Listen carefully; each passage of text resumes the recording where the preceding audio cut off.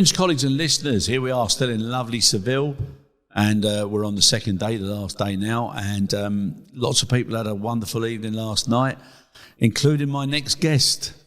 Okay, and my next guest is Alex Pap, who's the co-founder and MD of XYZ Dynamics. Alex, absolute pleasure. I'm really looking forward to this, and I've had a good chat with you, so, you know, and incredible what you're doing. So we'll get to that in a minute. All right.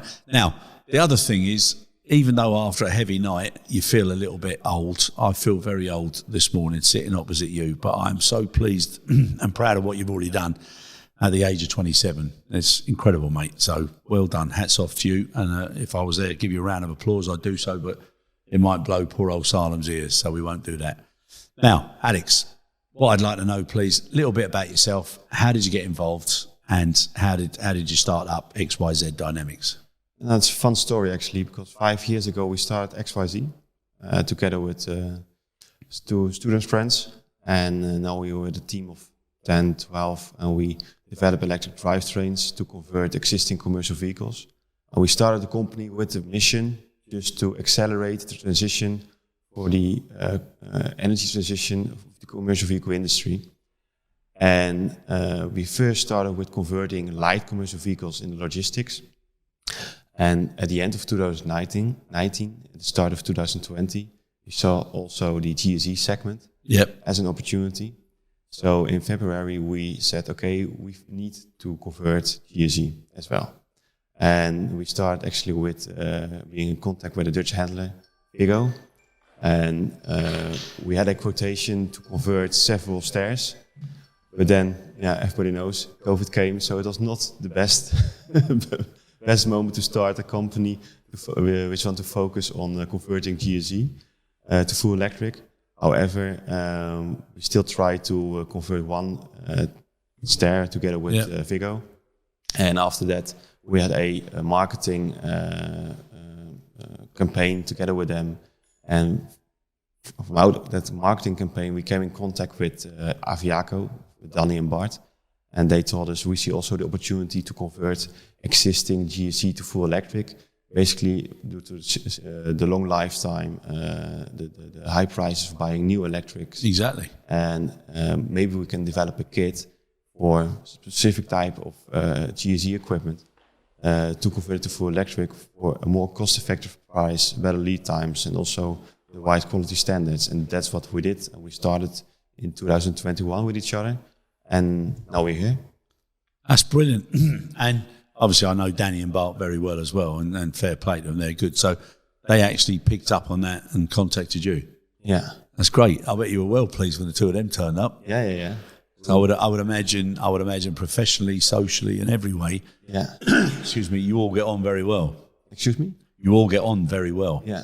Good rapport, good relationship. Yes. Now, with that, and when you started, and like you said, it was a terrible time to start, but it was probably also a good time because it put everything on hold.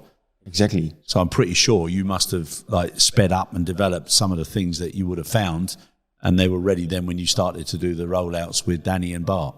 Actually, we had just in the Corona period just a first prototype, just to show the world that it is possible, and it was for a stair. Yep. And you see also that other companies make development kits for stairs or belt loaders. But together with them, we decided to focus on a conversion kit for pushback tractors, basically, because you see that there is not a conversion kit for pushback tractors at all. And what we thought with that, we can be really unique. We will have a really unique product in the market. Yep. But developing a retrofit package for a pushback tractor is another level than building a conversion package for a belt loader or a stair. So it was not already ready for production, but we were able to start because we could show Aviaco that we were able to make drivetrains. On the other hand, they showed us that they have the market, but it's got pretty shit because of COVID. And they were also clever as well, weren't they? Because during that period, they were buying up lots of equipment. Yeah. So yeah, double positive there. Exactly. Now, when you're doing that, and now you've got kits for all equipment, basically. We have kits for pushback tractors, belt loaders, and for stairs. And regarding the pushback tractors, we have a kit for the narrow body segment. Yeah. But we developed a drivetrain which we can extend easily, also for the medium wide body pushback tractors. So think about the TMX 250. Okay, nice. And now one of the things I want to ask you, right? So with that and with the combined efforts with Abiaco, what do you see if you had to sell the concept now? What would your sales pitch be? Why would you be so confident to convince people that they should do it? Because we can, as a company or as a handler or as an airline or as an airport, you can become green now today and not in 3 years. You do not have to wait for the OEM or the manufacturer. You can do it right now. We can also provide you good lead times, and you're in charge by the conversion to full electric by yourself, because we provide just the kit. We can convert the vehicle, but we provide the kit and the training. So as a handler, with your mechanics, with your workshop, you can just easily convert it by yourself in 1 or 2 days. Blimey. Plus then you're bringing in your own in-house capability and knowledge, which is also cost effective. Exactly, forward. Because then you can easily train your mechanics for the maintenance of electric drivetrains. Which is less actually, but how do you see the mechanics accepting it? Because obviously, people being people, everybody's a little bit cautious of change. So you imagine being a diesel mechanic for like most of your life or most of your training, and then you know exactly what's going on. And then all of a sudden you've got a different type of maintenance to conduct. Yes. How do you see them taking it initially? In our experience, at this moment, we see that they see it as an opportunity. They think it's fun. And that's the way it should be, isn't it? Yes, but that's what we experience right now, together with the clients we have with their mechanics. So they basically see an innovative product, and they want to learn and they want to adapt it, and they are eager to learn. But that is what we experience right now.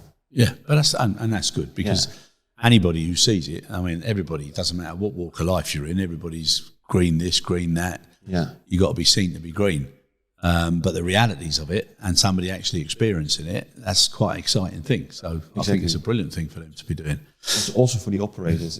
It's different. And the operators are more anxious about driving electric, because they have the idea, okay, when I have my electric pushback tractor, I do not know when I have to charge or when I will do an operation or when I do a push, my pushback tractor will fall out.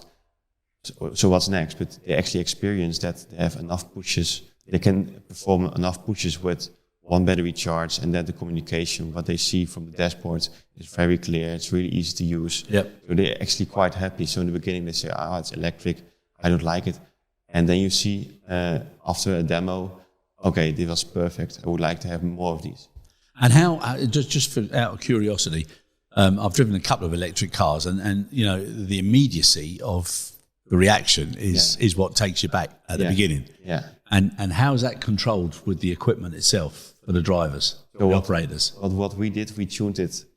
We tuned the motor controller so that it is more similar like it was used before as an operator. Yeah. And it also not makes sense if you have that the traction immediately, because you just, if you want to do a push, you want to get it slowly and controlled. Exactly. So we tuned it in a way that the operator is happy about it. And by doing that, and obviously with electric, you can make sure that every single vehicle is in the same sort of gauge or the same sort of. Yes. So they're all clear. So I remember many years back. My God, you weren't even born. When company went on strike that was handing us as an airline, and we as the staff were given the opportunity to go and do everything, so belt loaders, everything. And you'd get on one and it'd be like a Formula One vehicle. You get on another one and it'd be like an old cart horse. Yes. And everybody had to be careful. So there was a couple of incidents at the beginning, and everybody was brought into a big room, and everyone was saying, now look, you got to do this, you got to be careful with this, it was quite an eye opener. So I can imagine. Now, companies, okay, everybody knows what they should do. Yeah. Okay, but lots of people are not doing it. And there's a lot of focus on, we're going to be carbon neutral in 2033 and 20 this and 20 that and 20 the other. But there's no clarity of the actual steps that are being taken in collaboration with other stakeholders or other key parts of that particular supply chain or the whole team of who's involved. By what you're doing, as you said, you're making an immediate impact for organisations who want to do it. Exactly. And I would imagine with working with Danny and Bart, anybody then who wants to, start buying electric coming up as a combination, and then their vehicles, they'll be able to pass back over to Danny and Bart, who then also start converting them, and then the cycle goes and it speeds everything up. Yes, exactly. Yeah? Okay, good. Now, where do you think things are going to be in the next 2 to 5 years? Because even with the conversions you're doing, and we've been speaking a lot on this conference about the lack of capability of airports to support. Yeah.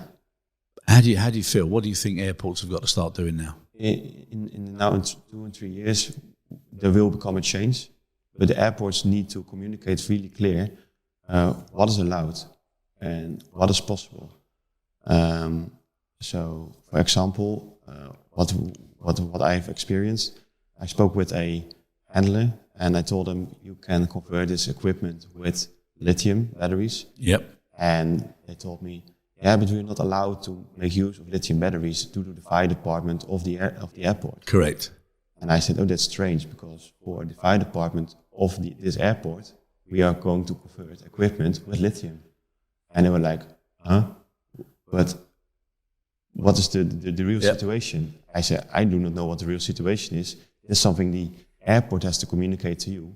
Then it must be a certain line, what is possible, what is not possible. And so everybody lives in a certain story, and they do not really know what is possible. So it needs to be communicated by the airport or by the airline, what is allowed and what can we do. And in order to accelerate the change to electric GSE, it needs to be communicated really fast, I think. So they need to draw a line at a very fast point. Yeah, and that clarity needs to be there. And then also the industry now needs some very clear guidelines, regulations with the use of electric batteries and charging and everything to dismiss this fear, because everybody just sees on TikTok and YouTube and everywhere else all these. It's always the bad situation. Yeah, blowing up, catching fire. Yes. Yeah.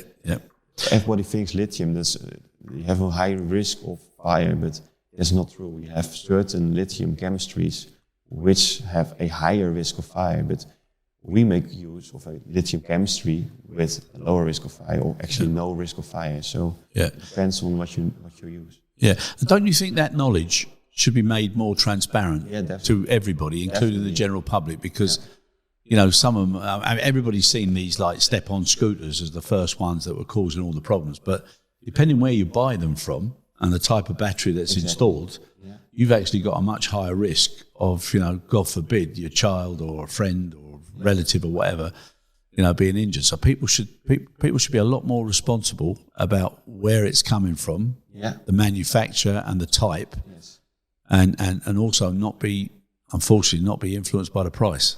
Yes, and that's the main problem.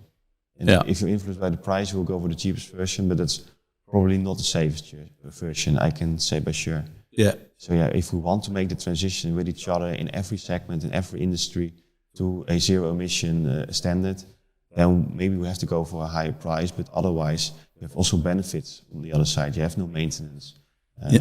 Longer lifetime. So second life options. Exactly. Yeah. So you have disadvantages and advantages, but we need to go for safety. But it can be safe, definitely. Yeah. We have to know when it is safe. Yeah, and I think something along the lines of the Dangerous Goods Manual, where you've got cargo aircraft only and passenger aircraft because of certain quantities or certain commodities, and I think airports need to be taking a clear stance on what is the safest option. Exactly. Yeah. Good. Now, on a personal note, and the journey with Aviaco, how's that going? Is it ramping up? Is it getting more? It's ramping up. Yes. Now we have the demo. ready again. Yeah. So it's our second prototype, and we have our product already in production. We are delivering to clients, and they attracting more potential clients, and we're going to do more demos. So yeah, it's going in a good way, and the conversations with Avia are always fine. It's always open. It's always straight to the point. Yeah. So it's really good actually to work with these guys. Nah, they're good lads. They're good lads. And listen, we wish you great success. You've already done an incredible thing. You and your two colleagues, starting that off at uni, brilliant, absolutely brilliant, much needed. And it's a pleasure getting to know you. All right, and wish you great success. And then we'll have to get you back on in a few years and see if everything's mapped out the way it was expected. Yes, that's fine. All definitely, right. And I'll tell you a better story. Yeah, I'm sure. Alex, well done. Thank you very much. Thank you.